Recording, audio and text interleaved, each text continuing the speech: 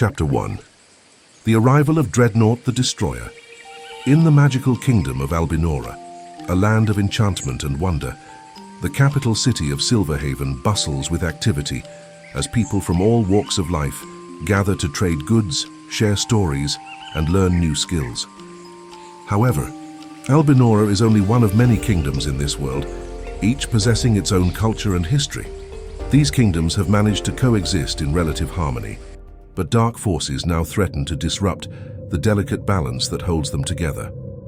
Deep beneath the Earth's surface, in the heart of the kingdom of Albinora, a fortress shrouded in darkness stands.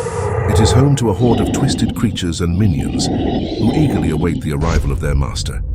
The air in the fortress is thick with malevolence, as if its walls themselves are charged with an evil energy. In a dark chamber, two shadowy figures, Tunstalos and Haldir, were growing restless, waiting for Garcian to arrive. What's taking him so long? Tunstalos grumbled. I don't know, but he better have a good reason. Haldir replied, his voice low and ominous. Suddenly, the third figure, Garcian, entered the room. It's time, he declared, his staff emitting a powerful glow.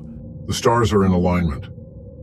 As Garcian began the incantation, the very air around him seemed to come alive with electricity. Arcs of lightning crackled and danced around the room, illuminating the twisted faces of the Horde army.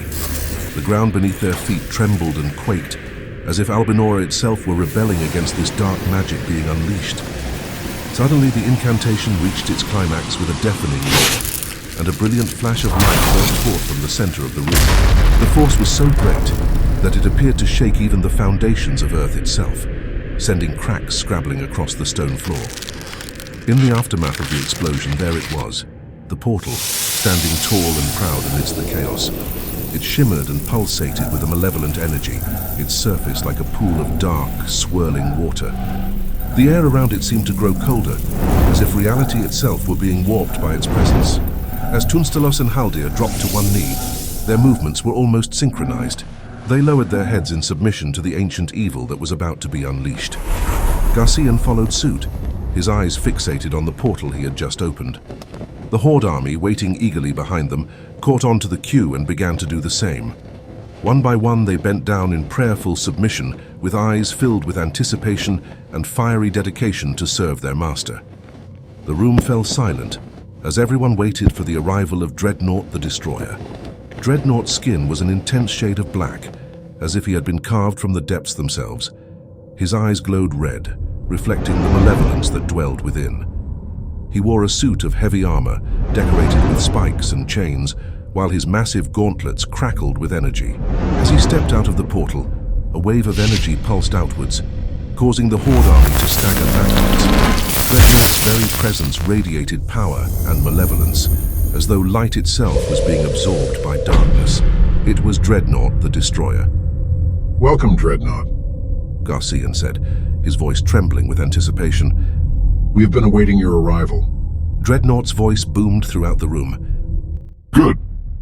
You have done well, my loyal servants, he said with a sinister smile spreading across his face. Now let us begin our conquest of Albinora and all its neighboring kingdoms.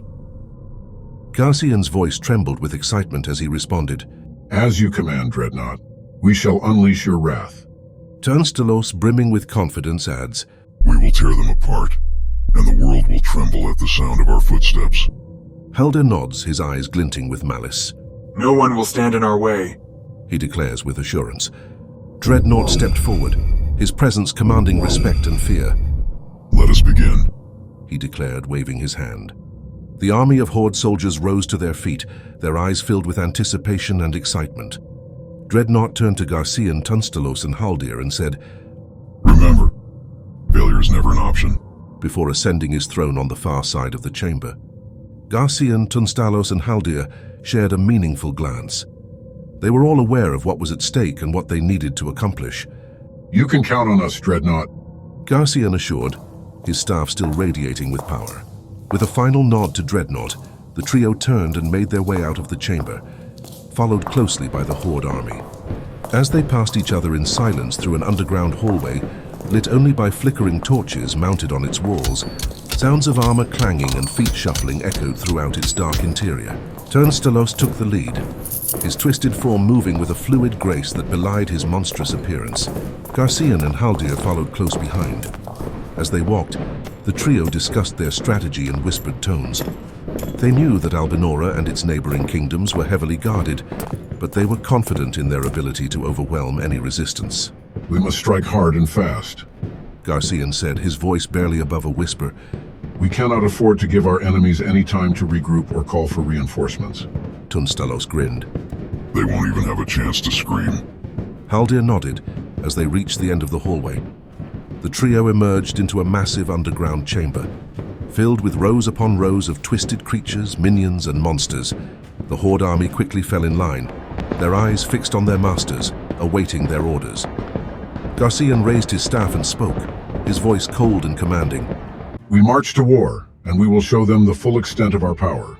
The Horde army erupted into a thunderous roar, their voices filling the chamber with a cacophony of sound. With a final nod to Tunstalos and Haldir, Garcian led the charge, his staff emitting a powerful glow.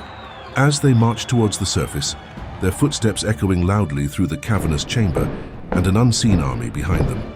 The trio knew they were embarking on a mission that would forever alter history. They planned to leave nothing but devastation in their path, and they would relish in the chaos they created.